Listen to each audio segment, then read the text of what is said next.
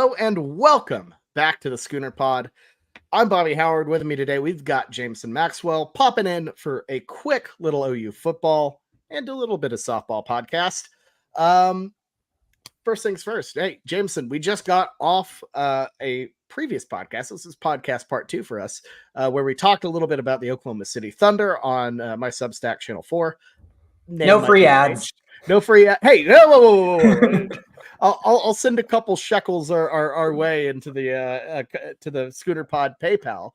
But if you want to listen to that, make sure to subscribe down below. Check that out. It was a good time.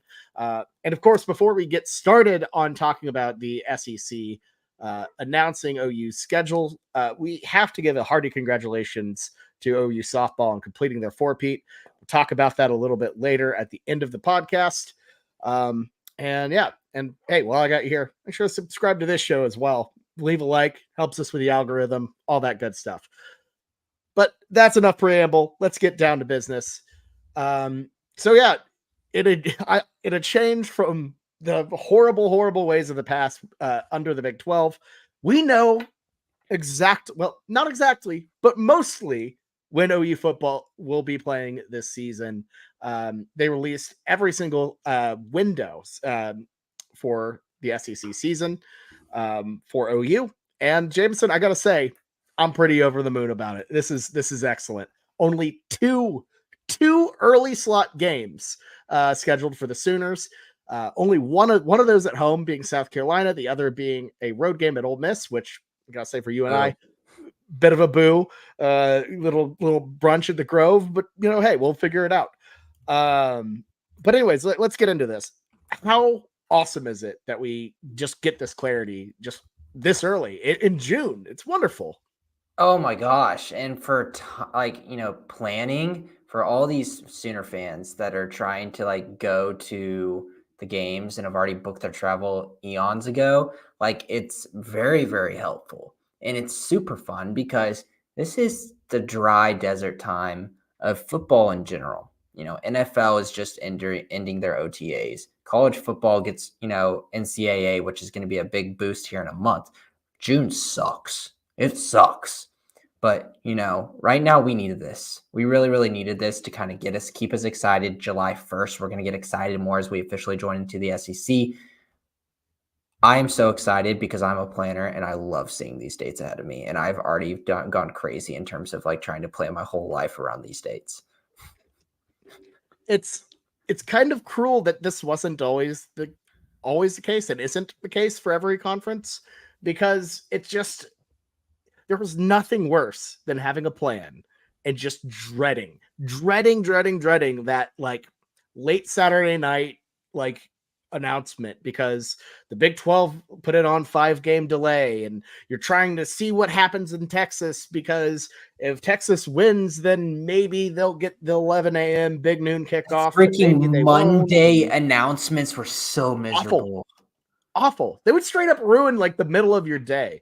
So to know, I'm bummed about Ole Miss, but I'm bummed about it in June, not 5 days before the game. So it gives you time to figure things out. I love it. So let's kind of talk about the schedule itself. Do you want me to just run through it just from top to bottom for the SEC for people who don't know it off the top of their head? Because I got to pull it up. Absolutely. So first SEC game, we have Tennessee at home. That's either going to be 2:30/3:30. These are all Central, or 5 to 7 p.m. So not an 11 a.m. Auburn, it's going to be either 2:30, 3:30 kickoff. Texas, 2:30 kickoff. Don't get me started. We'll have time later in this podcast for me. The next week, South Carolina at 11/noon. Ole Miss, 11/noon. Maine's already at 1:30. Missouri, the 2:30 to 3:30 or the 5 to 7. And then the same thing, 2:30 to 3:30, 5 to 7 with Alabama and LSU to follow those 2 weeks. So, we really don't have an exact time yet, right? The 2:30 to 3:30 means it could be either 2:30 or 3:30, the way that they're staggering the TV times, right, Bobby? That's kind of just them saying that's 2:30 Central, 3:30. Yeah, the SEC is staggering now, which I love. Which is super fun. Great. Very fun. Better make that Ole Miss game noon, or else, oh my God, I'm just put it at noon, please. All the Gooners coming down from Memphis.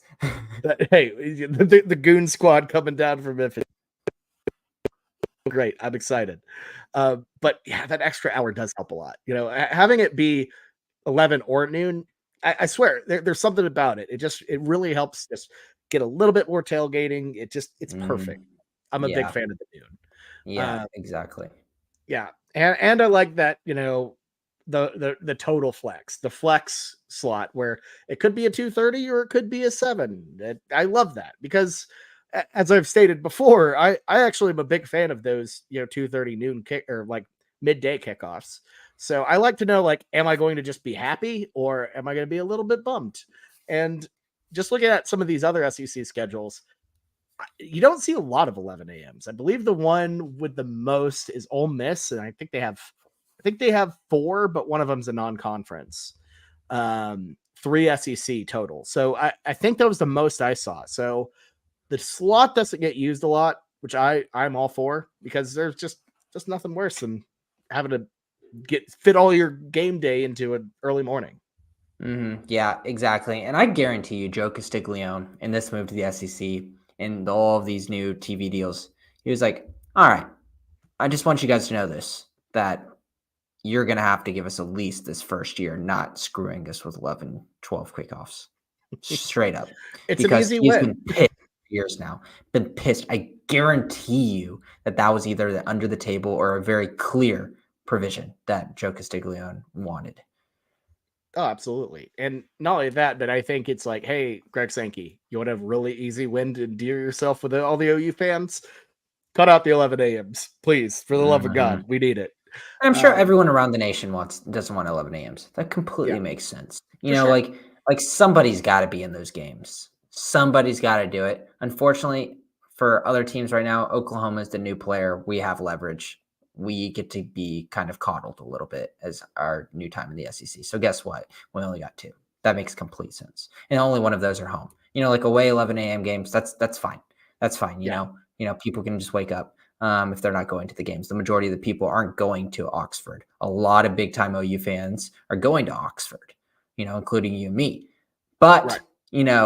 majority of people are watching from home and they can wake up and turn over in bed and get ready for the game. The one game at home being 11 a.m. is the big kicker. And I don't even think that's even that bad. One is fine. Yeah, we weren't getting rid of 11 a.m.s forever, despite the fact, looking at the title, that it says goodbye 11 a.m. kickoffs. But only having one, I'm fine with that. I can live with that, especially it being South Carolina. Yeah, that's great. Were you a little surprised by Maine being a 1:30? It's the glorified ESPN Plus game, so it's always going to be a funky time because you can throw whatever time you want at the ESPN Plus. 1:30 makes sense. Hell, 1:30 is a great time. And Bobby, you got a lot of flack. We had a group message talking about what's the best kickoff time slot, and you're a big 2:30 guy. In the heat of early football season, 2:30 is tough because people get dehydrated. I don't want to go spend $6 on a bottle of water. And then I just sit there and I just cake in the sun because I don't want to spend $6. I get really dehydrated. I'm still drinking beer, but get really dehydrated. And Right.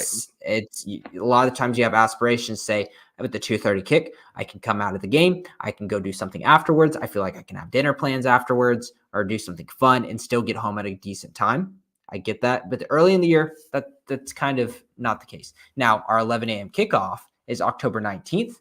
That's the time of the year where what do you think the temperature is going to be at that 11? Actually, no. 1:30. No, it's Yeah, 1:30. so I screwed that up. The 1:30 kickoff is November 2nd, and that time, I think Oh, the weather's perfect. going to be wonderful. 2:30 kickoffs for Alabama, could be a possibility. November 23rd, that's a great time. The weather's not going to be beating down on you. You know, I think 11 a.m. kickoff being on the earlier side with South Carolina in October is nice for the I'm scared of the weather folks. Right.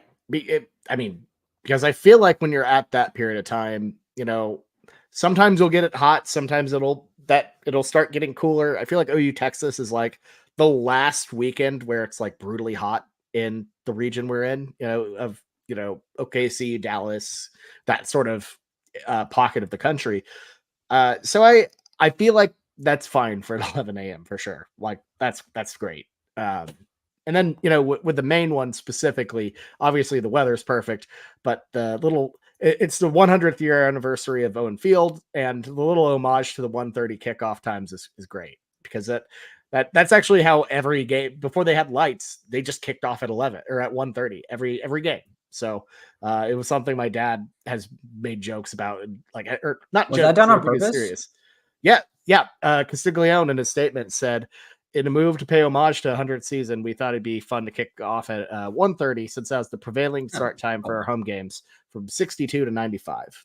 Yeah, that's Because, something I would never know and that you would know. That makes complete sense. well, he also said in the he said, yeah, that's fair. Yeah, but my dad would always be like, it should just be 1:30 every. I'm like, 1:30 doesn't make sense. The time slots have changed. You have to listen to TV, and in this case, OU, didn't have to listen to TV at all. They could set whenever they wanted, and if they wanted to, they could start at 10 p.m. They wouldn't, but kind of no one would watch that. I don't. Are you saying that the Gooners would not watch that? Oh no, there'd be sickos who will. You and I would be watching that. How many? Well, every single OU fan would be watching that. I would, not every single, but 95%. And will be watching the that people outside of OU aren't watching anyways. So why not do a little, exactly OU After Dark? It would be funny, but yeah, there'd be a lot of old crabby fans that'd be mad about going to that, but they still would do it, and they just tough luck. The olds would be furious. Yeah, it would not be good. Not be good. But kind of what the biggest thing with these time slots, and we got this one a little bit early that I want to talk about, and we've said this for maybe since the origin of the Schooner Pod, Bobby, is definitely OU Texas being at 2:30. And yes. I think that the SEC and maybe the ADs thought that this was a little gift of, oh, you don't have to make OU Texas 11 o'clock. We'll give you the 2:30. And everyone's going to be like, oh, thank you. Thank you so much. You've done so many nice things. No, screw y'all. I want my 11 a.m. kickoff back. Bring it back. Where my 11 a.m. kickoff gone? It's the only good 11 a.m. kickoff. I was a little sad. I knew it was coming. There have been tea leaves, both ADs, and Castiglione and Chris Del Conte at Texas both kind of said they wanted to move it that way. It's the marquee matchup, like typically week by week for the SEC, outside of a couple, primetime games that we get here and there. So it checks out. I don't love it, mainly because for me, getting up early and doing the state fair before everybody else gets there, and you just kind of have the fair to yourself and the other sickos who really are about that life. That's the best. The 2:30 we had in 2017, so I guess that would have been your senior year. That one, it's like you get there early, and it's still like a hellhole. Like it's still like packed out. You have to beat the crowd like you would in the past. But I don't think my body can handle that much fair before a game. I might be putting it to the test. We'll give it a try. Are you telling me I have to have a lunchtime corn dog? I mean, you could. You very well could. But also, gates still open. That hurts me, Bobby. I can't do that. Wake up early. Wake up early and get your breakfast corn dog with nobody else around you. But then you're going to be sitting around the fair for that long? I love the fair. But like you said, that is a lot of fair. The one saving grace of this would be if College Game Day was there. And I bet they will be. Because then you could just kind of hang around College Game Day. Mm-hmm. And that would be the only time to do College Game Day. 6 hours at the fair before, Bobby? Do you think you could do that? I mean, I already do. Okay, before. You do not do 6 hours. Do not tell me you get there at 5 a.m. I get there at 6. 6:30.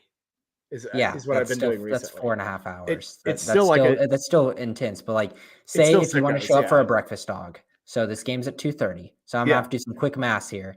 So I'm assuming if you got there for breakfast, I'd say average breakfast time 8 to 9 at the latest. Things start turning into brunch after that. That is 6 hours before kick. God, that's intense. That's intense, man. So if you want a breakfast dog, you've got to lock in for 6 hours of fare. Okay, well, okay. So it's a brunch dog or a lunch dog, Bobby. Well, and you know how I feel about my corn dogs.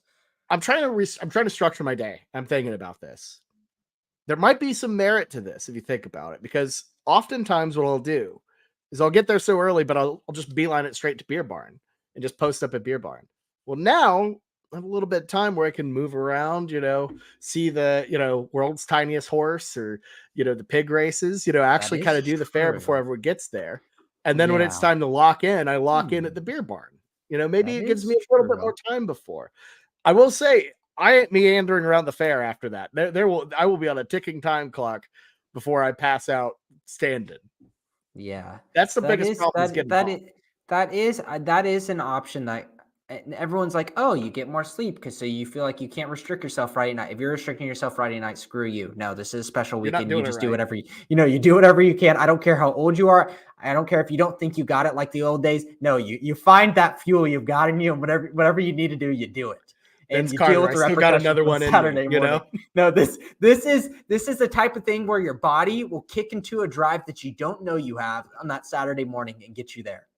It's as simple as that. You know when moms lift cars for their babies and everything this is the same thing with OU Texas Saturday morning. Your body goes into a place that you don't think it can, but it does. And it's there. Stop listening to your brain telling you, oh, I don't got it like I used to. I need this extra sleep. You don't need that extra sleep. Your body will be just fine.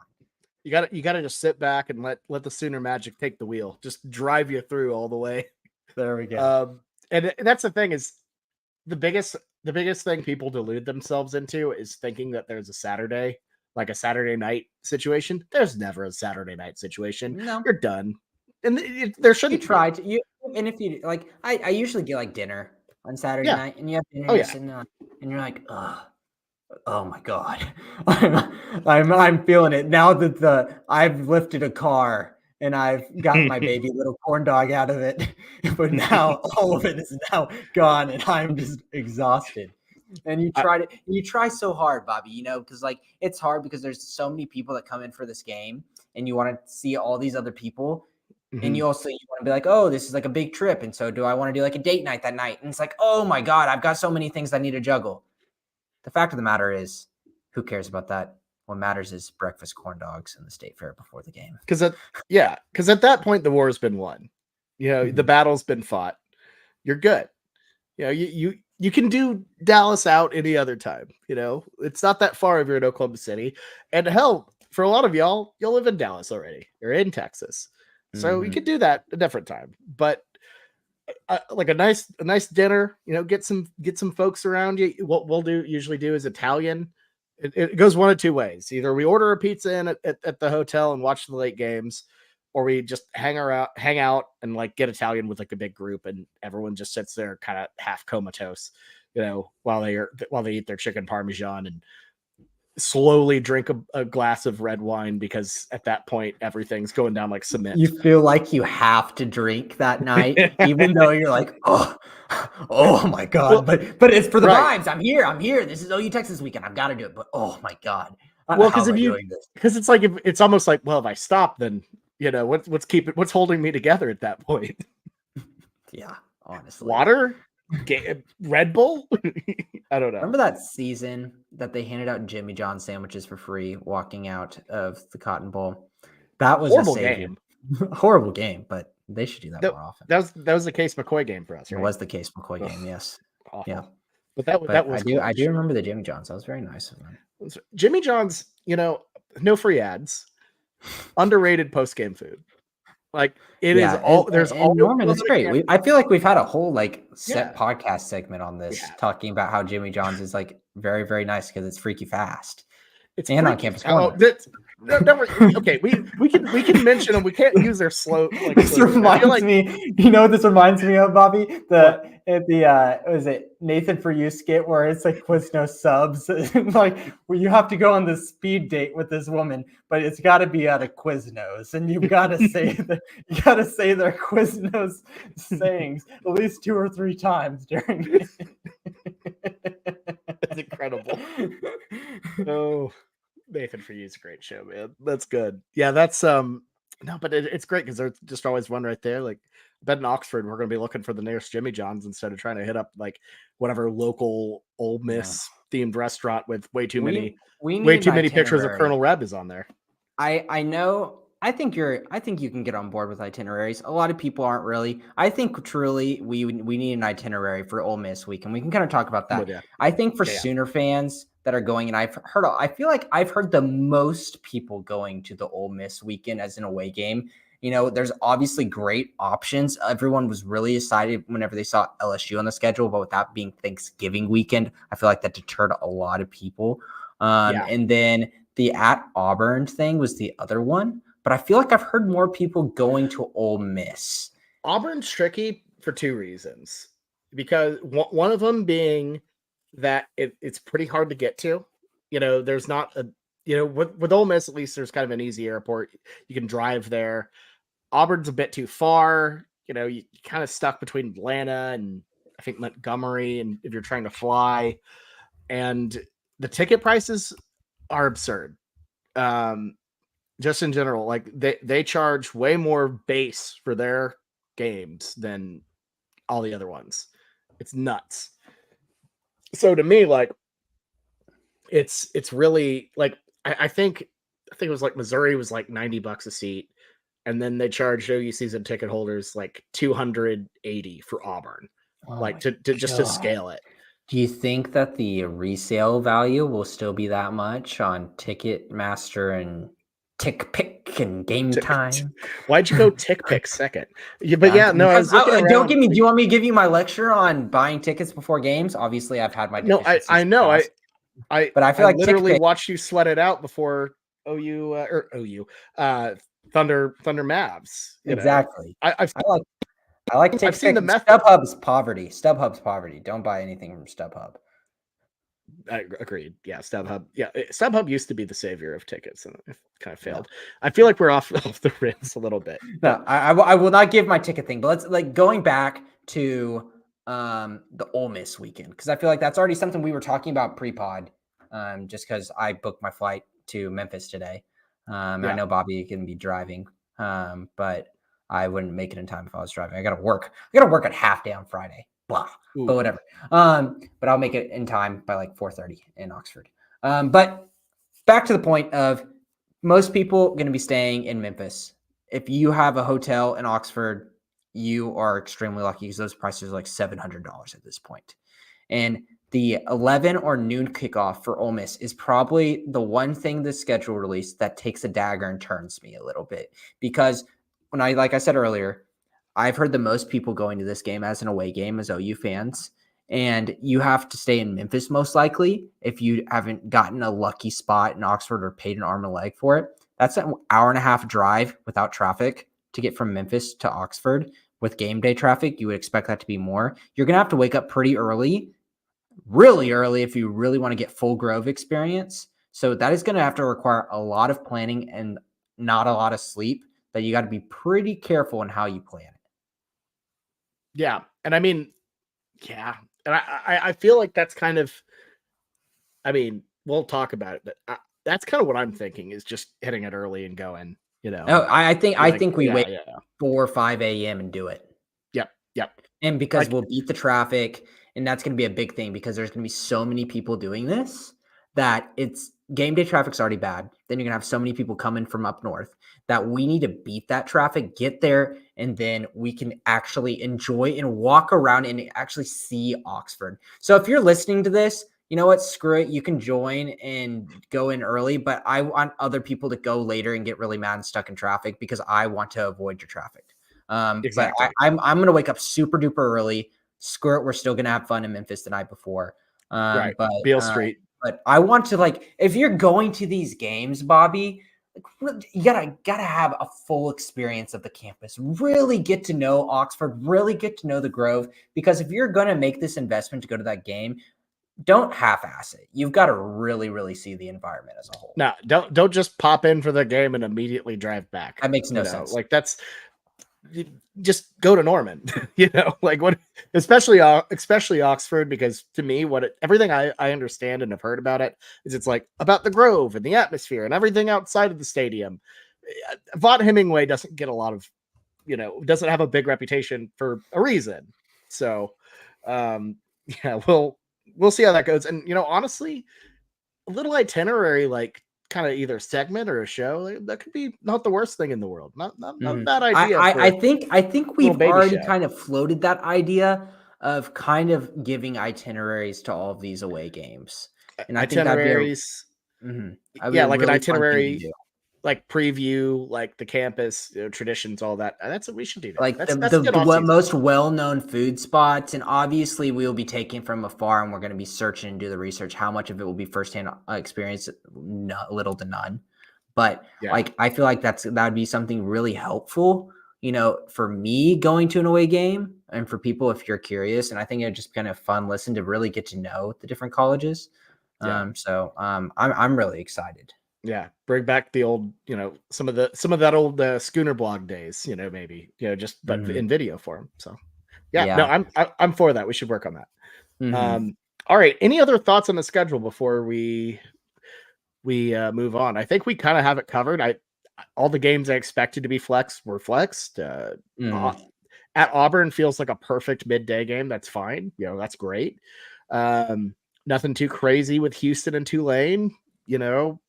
We haven't talked about that yet, but no, just a fine schedule. I think that makes complete sense with Temple and Houston. I mean, Temple's Friday night, but all of those avoiding 11 a.m. kickoffs, just because, I said, Bobby, at the beginning, I really think Castiglione made an effort that this season was not going to be that. We are going to the SEC. This is going to be a brand new era for OU football fans, and what we knew and frustrations from the Big 12 of 11 a.m. kickoffs, we don't have to deal with that as much anymore. Yeah, thank goodness. Looking forward to that. Fast approaching the SEC, by the way. A lot of really cool stuff happening at the end of June into July. So we'll move on to a little news and notes. The SEC kickoff situation is going to be great. Got that little 5K going on the 30th. I'm running it. I'm already signed up. Yeah, I'm getting a little bit. Yeah, getting out there, running a bit. Nice. Finally inspired me to get a little bit more, as in any activity. So look, that's pretty good, pretty solid. Excited about that. Over unders for Bobby's 5K time. We'll be going live on the Schooner Pod before. I should I don't know if I can't put a GoPro on my head to record myself, but if there was, I would do it for the content, just cause. But no, that's good. That's going to be a super cool event. The day of is going to be neat. Really, really great opportunities to see open houses at Switzer Center, Loves Field, all of that good stuff. So definitely worth take a little time off and heading down and spending some time in Norman. They also have that super cool, equipment surplus sale. Jamison, have you ever done one of those? Pardon me? Have you never seen the equipment surplus? Tell me about this. How have you never heard this? Oh my God. I guess it makes sense that you've never heard of this because you would have overly talked about this, but they have this massive sale. They used to do it before the spring game where you'd go in line, they'd do it at the indoor, and you could get super good deals on just a whole bunch of random OU stuff that they're trying to get rid of. So random OU shirts. Sometimes it's so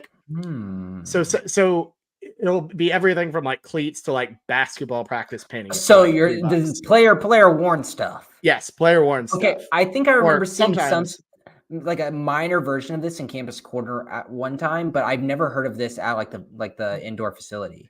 So they take off the names and everything. So it's just equipment. A good friend of mine went and he got cleats and used them in IMs once, stuff like that. That's pretty cool. They sell helmets for super cheap. It's a really good deal. I might have to hit it up. You have to wait in line. It's a bit of a brawl. Some people can attest to it. Fun though. That is super fun. And have you ever heard of I think on Shark Tank they have the Players Trunk. I think I talked to you about that. I think that's what it's called, the Players Trunk. Where it's people, old players put their old stuff online to sell. So you can go buy Kyle Singler's XXL Thunder sweatpants if you really want that. So speaking of, I don't know if I should say it to you because I almost considered buying them. Just I'm pretty sure I saw a Nenad Kristich Thunder shorts game worn. Pardon me? I think it was on eBay. I was going to take a big old whiff of those. Yeah.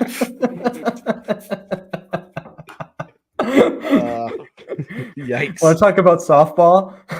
Yeah, let's talk about softball. But yeah, no, that SEC stuff's gonna be great. We're really excited about it. Yeah, softball, four-peat, great performance and just overall in the College World Series. Jamison, did you have any doubt that they were going to do it? I did. I feel like if you didn't pay attention enough to softball because this Texas team was really good. They were really, really good. The offense was very potent. And the fact of the matter is, we ended up pitching really well. And Kelly Maxwell did great in game one. And then closing off game two was astounding. That's shutting down Texas's offense is the reason why we won, obviously, because we scored more points than them. But it's something that I wasn't completely expecting, and I was a little bit nervous going into the series, to be completely frank with you. Yeah, I mean, I was incredibly nervous. Texas had just chewed through the Women's College World Series field. I believe they hadn't really allowed. I don't think they allowed a run until that championship series. Just completely ran wild through them. They looked like the best team in college softball for sure. And, OU was on the ropes majorly against Florida, just the day before. Kelly Maxwell had to have a just insane performance just to save the season. People were writing off the Sooners on Twitter, like when they got down like 4-2, which was fair because they looked dead in the water. But that Texas team run ruled Florida like a couple of days before. So you're like, ooh, I hate the transitive property here, but like, God, that's not a good look. But second straight day looking bad against the Gators because they lost the day before. Maxwell's like going crazy. You probably can't throw her game one. And then she shows up. They start her. Patty sends her out. And I mean, it was just an unreal time. You would have loved it, Jamison. Devin Park was rocking. The walk all the way, from the Remington thing. They I'm sure you saw, you might have seen they added like a really nice little walkway now. You don't have to walk on the side of the road anymore. Back in my day, I had to walk on the side of the road in this really, really steep hill. Yeah, there's the hill still kind of there, but you're not constantly worried about falling down the hill or falling into traffic. So, they've improved that, but environment was great for game one. That was awesome. Game two was great too. I just know how to win championships when it gets down to it. So, yeah, Mike White. Mike White. I him complaining about the Women's College World Series crowd and all that. Sorry about you, man. But yeah, that was pretty great stuff. Interesting to see what happens next. Losing 13, I believe 13 as of now, with all of the seniors and Hodge and all them transferring. So busy summer for Patty in the transfer portal, to say the least. But she does it every season. She's just going to replenish. That's just everyone wants to come to Oklahoma, and we've got the funds to do it. It's as simple as that. We're dominating the transfer portal. I'm not worried about next season, Bobby. We're going to find players. They're going to slot right in, and you got the new people, the new freshmen to start a new era. You got Pickering, and you got Ella Parker. Like Cassidy Pickering, Ella Parker played really, really well in the postseason, and they will continue. They won't be, no one can be Jada Coleman. No one can be Tiara Jennings type of what they did. But I'm feeling pretty confident what I saw from Ella Parker, Cassidy Pickering. So I don't think there's going to be there's always a tiny little drop off. But guess what? All the rest of the people in college softball lose players too. Yeah, the program's going to be in a great place. I don't think they're going to run roughshod like they have the past couple of years and all that, but they're still going to be very, very good. They're contenders for the title, as they always are. And it's going to be fun. It's going to be fun to be a little bit mortal again. You know what I mean? Where, we lose six games and it's not like the end of the world, but like we could actually, I don't know, if they win a fifth, that will be astonishing. So yeah, awesome. Texas is going to be hard again next season. So yeah, OSU, if they find a way to not choke in OKC, go 0-2 and not even have a single run. I wanted to play them so bad in the postseason. I wanted to. I needed to get. We don't have a lot of last for this Oklahoma State rivalry. Thank God we didn't even talk about the renewal of Bedlam, but that's for another time. Yeah, OU attempted to get him. Like the softball girls attempted to get him with there's only one Oklahoma and it ends in Oklahoma, but I would have rather just not bring it up. I think they had a good point because they acted like winning that series was winning the national title. I would be excited too. I get it, but you open yourself up to a couple jabs, and shame we weren't able to settle it on the field. But screw it. I don't care if you're open to jabs and you're the one who's won the championship. You can say whatever you want. I agree. I think you're right. And I will say as well, it seems to me from what I've heard, they will play a series at Devon Park next year, OU and OSU. So that should be awesome. Awesome experience there. And then, as you mentioned, basketball, but we don't know about that yet. So we'll see how it goes. But Jamison, I think that's all we have for this episode of the Schooner Pod. All the news we got. Is definitely a pretty chill time now that the stickball sports are over. And shout out to OU baseball. Great times out at the berms.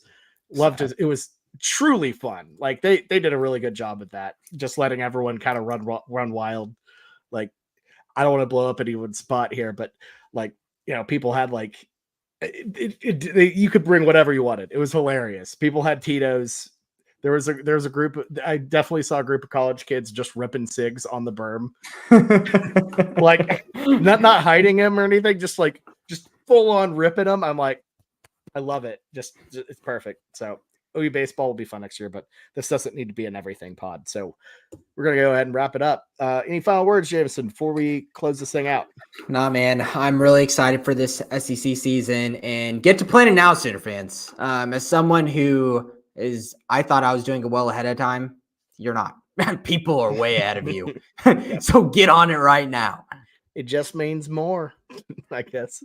So I agree with that. Get the scheduling. It's coming. So well, that's all we have for this edition of the Schooner Pod. Thank you all so much for listening. If you enjoyed this, make sure to give it a like. That's how we keep this thing going on YouTube. It really means more than you would think as well. Just helping with the algorithm, letting YouTube know this video is not total crap and people should watch it. So yeah, it's good stuff. And if you're new here, hit that subscribe button. We do our best to put out OU content every week, mostly during the season. Hell yeah, we're going full bore. But we're about to kick off. I'm at the point where I'm kind of peeking around, trying to schedule SEC or ACC, preview shows for the weekend spread. We're getting close to that time frame where we're about to be putting out a ton of content. So make sure to hit that subscribe button in YouTube so you can see all of that. And if you just want to listen to the audio version, you don't want to see our mugs up here for 45 minutes to an hour.